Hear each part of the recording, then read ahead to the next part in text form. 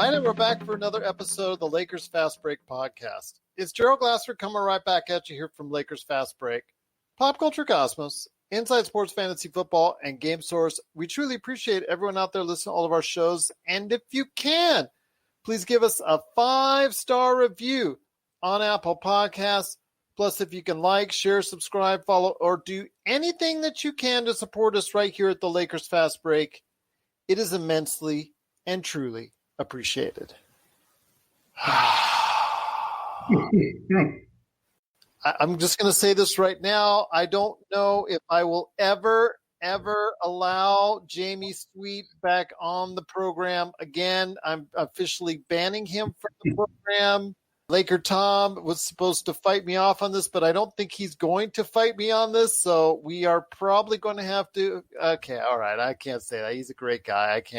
I can't ban him from the show as much as I'd like to. With the way he predicted that the Lakers would have a trap game, not only did they have not one trap game against the Oklahoma City Thunder, but they had 2 trap games against the Oklahoma City Thunder. And unfortunately today, same old story, got behind again by down as many as 20 points in the first half, had to come storming back once again in the second half, finally kicking the defense, did sneak a 2-point lead and actually up to 4 points at one time in the fourth quarter and managed to go ahead and say, you know what, we've got a 4-point lead. We've been struggling all day and all game with 3-point shots. Let's go and try and chuck a couple more instead of going straight to the basket when we were up. And even when we were down by 1 point, which was very frustrating to not go and try and get inside to make much better shots. Just keep on chucking it from the outside was the theme of the day. And the Lakers were fortunate to get it to overtime. But you know what? In the overtime, they finally did pull away from the Oklahoma City Thunder. Just barely, though, 114 to 113 in overtime. Again, that is not 1, not 2, but 3 straight games now for the Lakers in overtime. And here today to call this trap games that Admiral Ackbar, Jamie Sweet has predicted, because they've been trap games the past 3 games, is a good man indeed. You got to go ahead and check him out on Lakerholics.com and hismedium.com page and site as well. It is LakerTom. And LakerTom, I don't know, you may have to re-talk me about letting Jamie Sweet back on the program. Well, you know, these glass half empty guys, they just keep predicting these squeaker games and no, I don't do that. I don't do the trap game deal. That's him. I actually have to give credit to the Oklahoma City Thunder. 35-year-old coach, $1.5 million first round draft picks, and a young team that really plays pretty well disciplined ball. Their problem is they shoot a lot of threes and they can't make them. Yeah. They shot 20. I think they shot 22% from 3 and we shot 29%.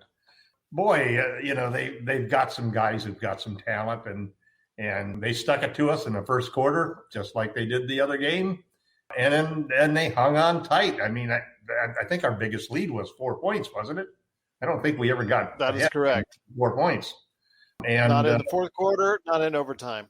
You know, and the refs aren't going to call those close charge blocks late in the game. And Lou Dort's like LeBron going downhill when he turns a corner.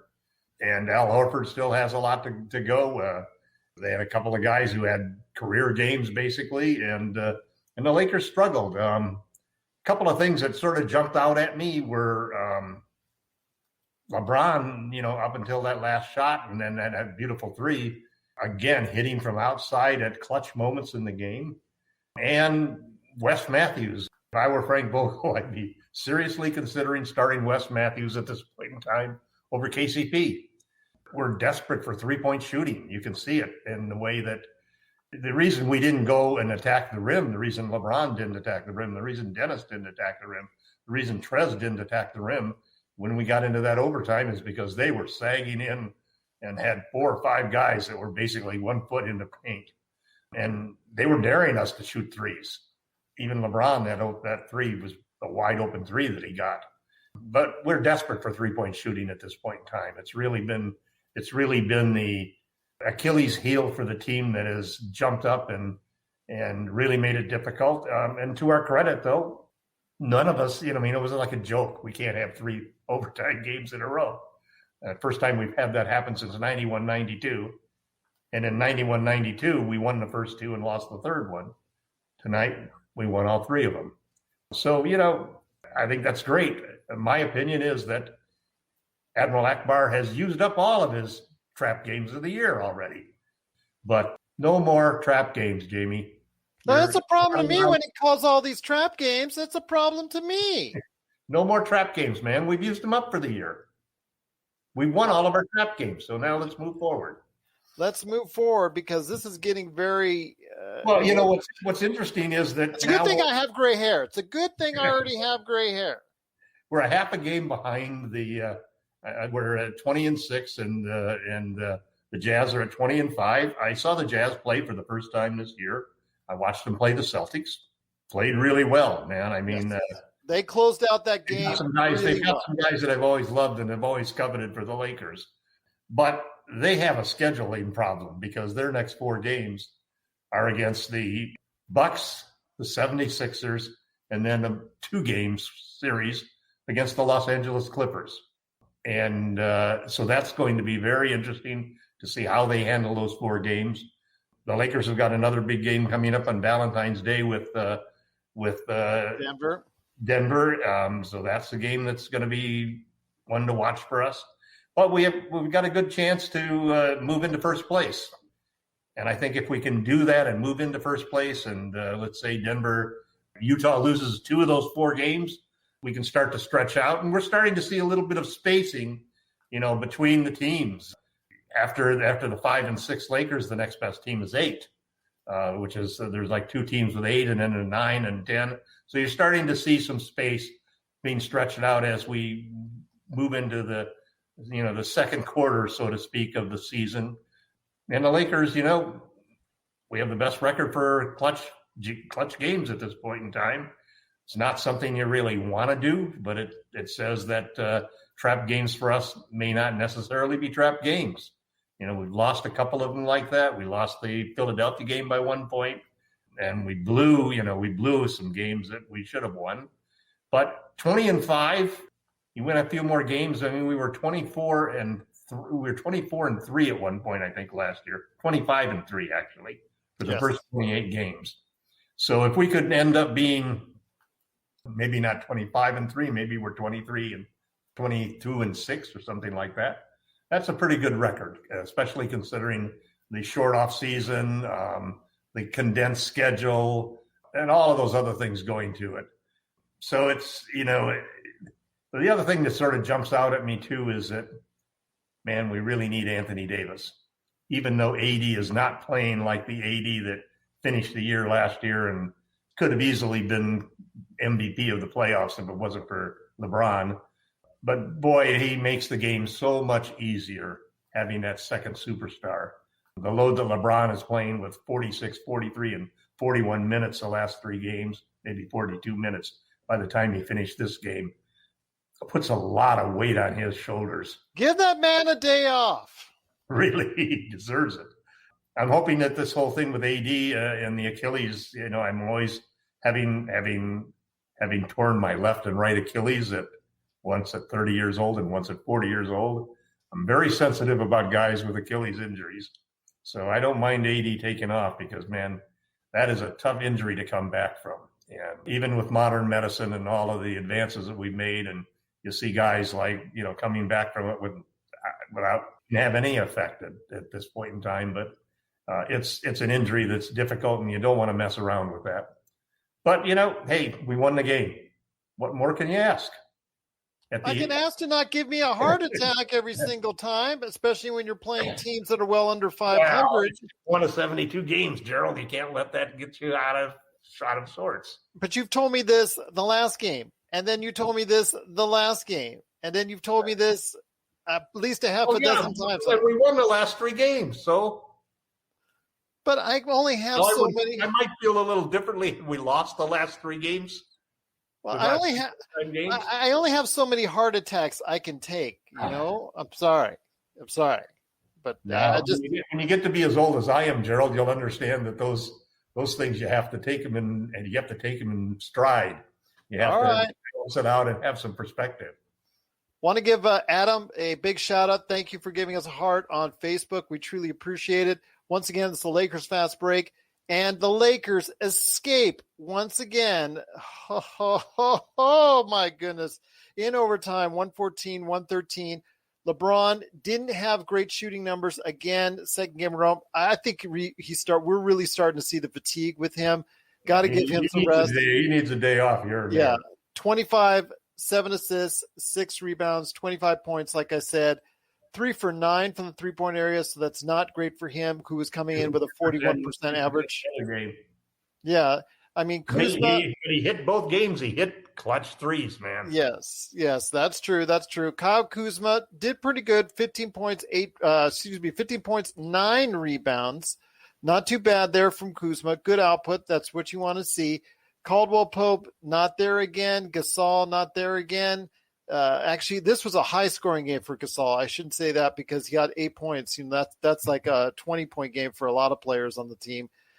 Schroeder, 19 points, 5 assists, 7 rebounds, comes in big once again. Didn't have the greatest shooting numbers in the world, but obviously he did come and made a major contribution.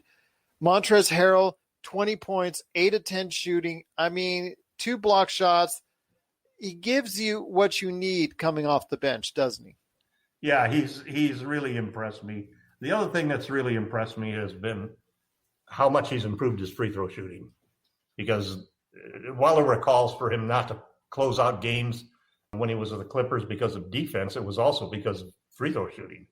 But he has really improved his free throw shooting dramatically. He was 4 of 5 tonight, and hit a couple of clutch free throws right down the stretch there. It's interesting. I proposed earlier in the year when we had this 11-man rotation that what the Lakers ought to do in order to keep all 11 guys fresh and healthy was to just pick 2 guys every night to take the night off, and go with a 9-man rotation so that everybody gets into rhythm and you get an opportunity to get into the flow of the game and also to get used to who you're playing with that night. And then everybody's fresh and nobody has to sit 3 or 4 games like West did before he got a chance to start. I really would like to see Matthews start because we desperately need 3-point shooting. We're not getting it from KCP at this point in time. And it might take some pressure off of Kenny to go to the bench. And I think also too, sticking with the same lineup, the same 9-man rotation means you got to leave 2 guys out who could be very valuable guys when it comes to the playoffs. I know Jamie was proposing that we waive Markieff Morris, and I was just uproared about that. This is the guy who saved us in the playoffs last year, and I still believe in Keefe. But it is tough. Let me ask this. Why would he want to waive Markieff Morris when you still have players like Alfonso McKinney on the team, Quinn Cook on the team, who's on? I don't think I think it was just dissatisfaction with his play. Because Keefe hasn't been hitting his threes. He's shooting 31%, and so that's the big factor. But the problem is that it's hard to shoot your normal, and even same thing with Wes. He was down around 35%. Now the last couple of games he's up over 40%. But it's really hard to get a rhythm as a 3-point shooter when you don't play regularly. But that's not the deal with not just the fact that he can hit 3-pointers. I mean, yes, last year in Detroit, he hit close to 40%. I think a little bit above that. But I wanted to go with him. The reason why he was such a major part of the playoffs for the Lakers was the fact that in a small ball, 5-man, 5-out rotation, he provided that center powered forward position and gave some pressure off. He took some pressure off. And big enough to guard some of the 5s to take some of the weight off of. Well, here's the difference this year, though, Gerald. Last year, AD played center 40% of the time, and only 60% of the minutes were used up by McGee and Howard. This year, Trez and Gasol used up 43 minutes of the 48. So you're only playing AD 7% of the time at center. And then he's also missed 5 games. So it is a problem because that Morris really doesn't play well. You were too small when you play Morris and Trez together. Yeah.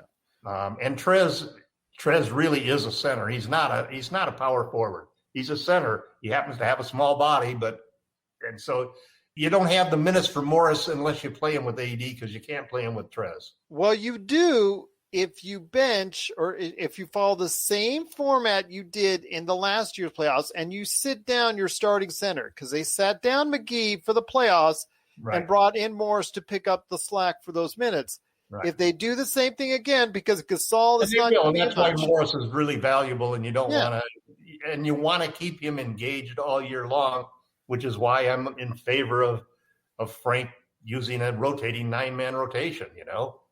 Everybody could just take a game off every 3 or 4 games, and frankly, it'd be great to have LeBron take a game off every 3 or 4 games.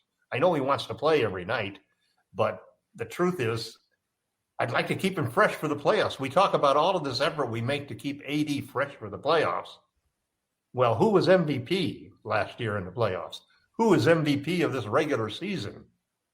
You got to force LeBron to take some time off. You got to do some things to keep him healthy in the season because this is a compressed season without fans. It's one of those, it's as odd and as unprecedented as last year was in the bubble. And we don't know how that's going to affect people once you get going along late in the season. I mean, I'd frankly, at this point in time, I would, if I was going to reduce the rotation, the player I'd take out of the rotation, frankly, is Marc Gasol. He's shooting the worst of anybody on the team. He still is playing good defense considering he can't jump and he's not very fast. He still's got good hands and he still blocks some shots. He's got a big body that people got to get around. But the truth of the matter is that we haven't gotten off to good starts. No, we're losing first quarters left and right. And the very high offensive rating that team had originally in the first quarter of the season, as we've gone into the second quarter of the season, we've seen that drop down dramatically. Yeah, we haven't been as effective, and we've been losing. We've been putting ourselves in a hole and having to dig it out of that hole every game. So if you start Trez, you get it to play him with AD, and that makes sense. And Trez is a minutes eater. He's the guy who's eating the minutes at center to keep AD healthy.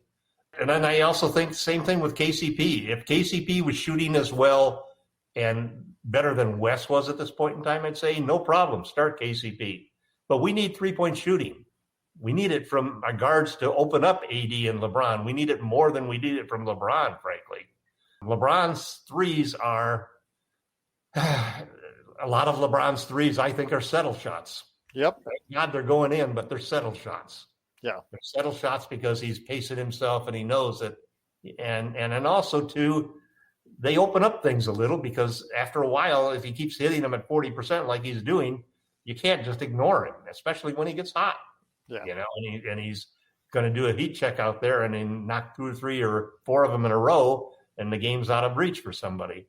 So it's time, I think, for Frank to just look at shaking up the starting lineup, thinking again about the rotation. 9 men is right. I don't think you want to play 10 or 11. You play 10 or 11, there's 3 or 4 guys on the team who don't have enough minutes to get into a rhythm, and you've got too many combinations with 10 or 11 players that you're seeing too many 5-man combinations out there that it's hard for guys to get comfortable with whom they're playing with. To get a feel for that.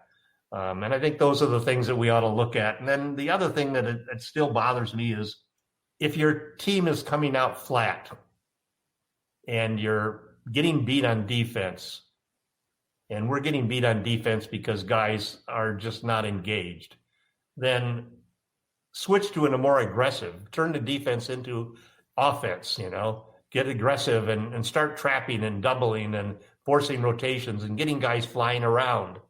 You don't have to do it the whole game so you wear everybody out. You can do it every third possession or every second possession or every fourth possession or in one quarter or in the fourth quarter. Yeah. But do some things to shift it up, to generate energy, get some fast break points because defense basically is really what fuels our best offense. We really play our best offense when we're playing great defense. And that starts with aggression. Then that carries over onto the whole court. You know, it carries over to the offense. It carries over to confidence. And then also late in the game, if you're open, you've got to shoot the ball. And we're coming down on threes. And I saw Kuzma do this 3 or 4 times tonight where he had an open three. He just has to take that shot in rhythm. And Matthews right now is the only guy on the team that I see taking that shot. Morris hesitated several times. Dennis always is basically taking threes off of the threat of his driving because he gets the guy to take a step back and he's got an open three. But you get guys like Matthews, he's going to come down and he's going to fire away. I think he deserves to start at this point in time. He's been critical. He's at a critical 3 to help win the last 2 games. And, you know, we'll see what happens. We got AD coming back, hopefully for the next game. I guess we play Friday. Yes, against Memphis at home on Friday, and then Friday is that. Then Monday is what is the 14th? 14th is going to be Sunday. That's at Denver. Sunday? That's at Denver. So Denver on Sunday. Then that'll be a good game. That'll be a good test for us. You know, hopefully we'll get our game together and we'll come out and play well. And I'm sure Ackbar is going to announce to us tomorrow in his 5 great things that this is a trap game coming up Friday. This is Raphael from NBA DraftJunkies.com, and you are listening to the Lakers Fast Break. Check out what's been going on with the Pop Culture Cosmos Show and the PCC Multiverse. That is by far my favorite because it's also character driven and the stakes are high and there's much more of a mystery and intrigue to it. A game like Wolfenstein, which people are saying are one of the most socially important video games of the past 10 years. Catch our shows on radio worldwide 7 days a week or at any time on Podbean, Spotify, Apple Podcasts, or on over 30 more podcast outlets. Well, you know what? We'll see about letting him back onto the show. It's on the fence right now. We'll see. We got to just keep running on him so that he finally gets tired of it because he's not here to defend himself. So he's going to have to show up. That's how you get it. All right. Well, we'll let him back on. Let him back on. But, you know, this Admiral Ackbar, it's a trap deal. That's got to go. I tell you, because it's giving my – you know what? It's a good thing my hair is gray already. That's all I'll say. But I want to go ahead and give a big shout out to Kilpatrick, who also gave us a thumbs up on the Lake Show group. Want to go ahead and thank him so much for that. Again, appreciate everyone who took the time to watch and listen to us today. But before we head on out, my friend, please give everyone an update on what you're doing, not only on your medium.com site, but also Lakerholics.com. There was an interesting article that Eric Pincus put out. Most of us all know that Eric is a former Lakers blogger and basically a salary cap expert. And he basically had a great article talking about how the salary cap and the luxury tax is going to affect the Lakers. The possibility that the Lakers could end up with a salary cap hit of like $95 to $100 million.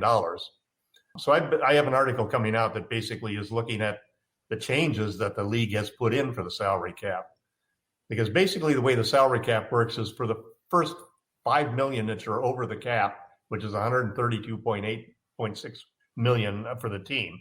So the first $5 million you're over the cap, you pay $1.50 for each dollar you're over. The second $5 million you pay $1.75, and the third $5 million $2.50, the fourth $5 million $3.25.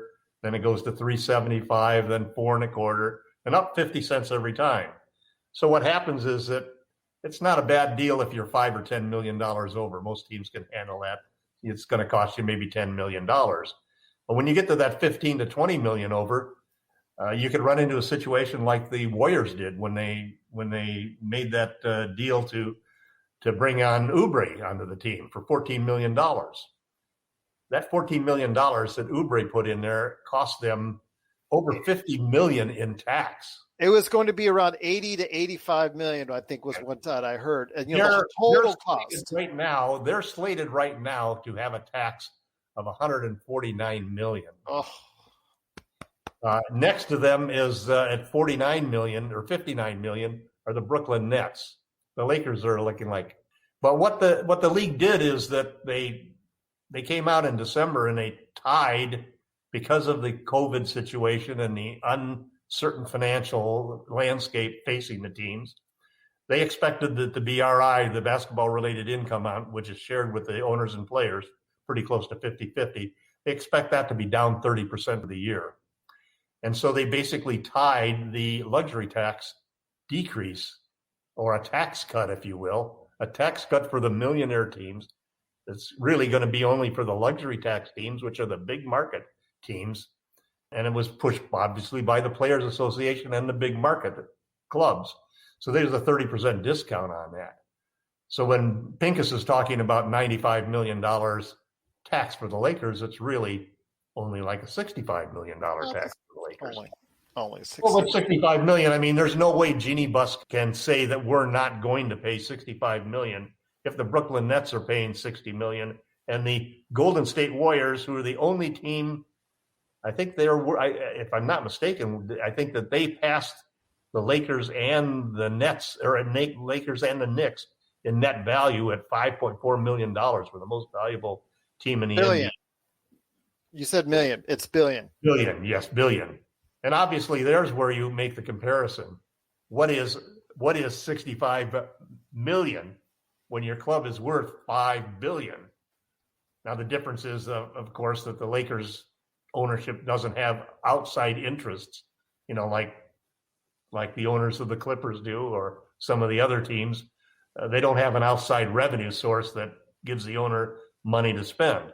But the Lakers are probably going to do whatever they have to do to keep this club together. And even if, most likely they're not going to be able to keep Trez next year because he's a free agent.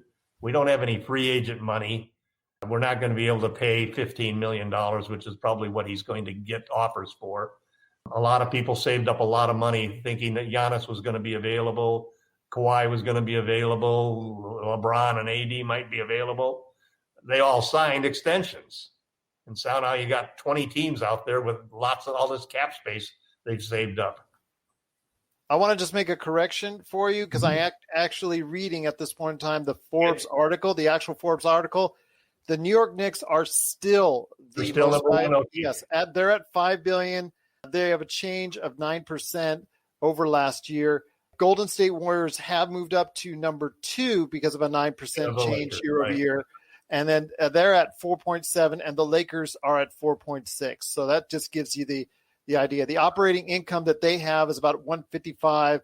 The Golden State Warriors, to give you an idea, is their operating income is around 200, and for the Knicks is around 178. So these are not cheap operations. To give everybody an idea, let's go down to the last team on the list, and that is the Memphis Grizzlies. To give you an idea of their value and their operating income, real quick before we head on out, their value is considerably less. Their value is only $1.3 billion. That's actually almost $4 billion. That's $4 billion less. You and I maybe can get that money together. That's $4 billion less than the New York Knicks virtually, and their operating income is only $22 million. So you see the differences there as far as the values in these teams, but it is right now the Knicks, the Warriors, and the Lakers 1, 2, and 3. But it tells you the kind of money that the teams at the very hierarchy, the top of the chain. Yeah, I mean, that's how much money we're talking about, how much money we're dealing with on a daily basis there. See, last year there were only 4 teams that paid taxes. This year, including the 2 teams we talked about, the Warriors and the Nets, who are paying monster tax monies. Yeah. I mean, when you look at the salaries, for example, they're projecting the Warriors to pay $149 million in tax. The salary cap is only $132 million. Yeah. So I mean, and their salary is $160 million. So they're talking about them paying almost $300 million in payroll and tax. Well, this year, because of that 30% discount that was negotiated because of COVID, you would think that people would not want to get into the luxury tax. But instead, there are 10 teams, 1/3 of the league, that is going to be paying luxury taxes. Something to think about right there. But a lot of teams think right now that they have a chance to go far in the playoffs. That's what I'm seeing right now from a lot of the actions. And play-in tournament. Yeah, and a play-in tournament, but also as well. Ken has a shot now. But also as well the James Harden trade, the continued talk about Bradley Beal and so forth. A lot of teams now think they have a chance to go ahead and beat the Lakers, or at least compete with the Lakers on a even level. So we'll see how that plays out. And if the Lakers keep playing down to their competition like we've seen in the past 3 games, who knows what will happen? Just but the regular season, Gerald. All right. Again, Sure. I don't have gray hair without a reason here, and this gray hair is turning grayer all the time. But Admiral Ackbar, Jamie Sweet, we'll go ahead for now, my friend, and let you back on the air. You watch yourself, young man, with that trap stuff. Watch it, man. But we got nothing but love for you. I'm just kidding, my friend, as always. But 5 great things. You just got to go ahead and check that out, LakerHolics.com. Also, as well, the Magic Man, L-Rob, so many other great people there at LakerHolics.com. Be part of the conversation today at LakerHolics.com. LakerTom's articles are all over the place. And, of course, you'll find the latest episodes of the Lakers Fast Break, including tomorrow, later tomorrow. That's going to be on Thursday. I'm going to drop a new episode with Stone Hansen from Lines.com. He and I did talk about already draft the G League Ignite team. You got to go ahead and check out our thoughts on some of the top players that performed against the Santa Cruz Warriors. That was a very interesting conversation, plus also some draft sleepers. We also get into some prize teams in the NBA. And, of course, we talk about the Lakers as well. But Laker Tom, we escaped once again. LeBron hit a clutch 3 at the end of the game in the fourth quarter to send it into overtime. Clutch steal at the end there. Yeah, clutch steal as well. 4 seconds. Yes, I'm sure darn glad we have him on the team. I'll tell you what. Again, a good performance by LeBron. Still kind of tired. I think this man needs a day off. If he's not going to get it during a game, please just at least give him a day off, because he certainly earned it with 25 points. He had 7 assists, 6 rebounds, just an overall very solid game. Helped to get us through this along with clutch performances from Wes Matthews, Dennis Schroeder, and Montrezl Harrell. The Lakers do once again prevail in overtime, 114-113. They almost fell into the trap 3 straight times, but they foiled Admiral Ackbar. We go to 4 with Memphis on Friday. You stop that. You stop that. You stop that, or I'll ban you from this show, my friend. You'll be next. If we do, we'll win it, so don't worry about it. All right. Okay. Because, I don't want to put you and Jamie Sweet in the corner. I'm just going to have to tell you that right now. But I'll tell you what, it was great talking to you once again, my friend. It was the Lakers winning in overtime, 114-113. And we will be back, like I said, tomorrow with another great episode with Stone Hansen. And also Friday, Laker Tom and I, hopefully Jamie Sweet, Admiral Ackbar, will finally be coming back on the show, because, boy, we have much to discuss. Well, you can also hear us as well on Lakerholics on Facebook group. We have a back and forth as well, and Lakerholics.com. He goes at it with Laker Tom on Lakerholics.com, and he goes at it with me on Facebook on Lakerholics on the group there. So be part of the conversation wherever you can on Lakerholics. But again, it is 114-113 in overtime for the Los Angeles Lakers over the Oklahoma City Thunder. And we'll be back Thursday with a special episode, and Friday after the game against Memphis right here at the Lakers Fast Break Podcast.